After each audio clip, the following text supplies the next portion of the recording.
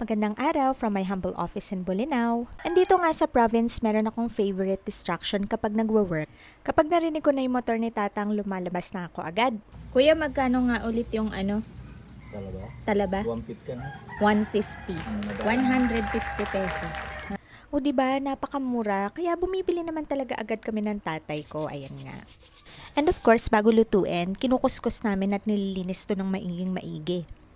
And to be honest, second time ko nang kumain ng oysters ngayong week lang na to. Di naman obvious na mahilig ako sa oysters, pero guys, 150 pesos, sobrang mura. Bakit hindi mo pa bibilhin, di ba? Based nga dun sa conversation namin ng isa kong friend sa Australia, $20 to $30 daw per dozen ng oysters sa ibang bansa. Tapos dito sa atin, 150 pesos, isang bag na yon, more than 1 dozen pa ang laman. Kaya ako, whenever I can, I buy from our local vendor, mura na, sariwa pa. Sa ibang bansa, luxury ang oysters. Pero sa atin, direct from fishermen. Kaya let's support local.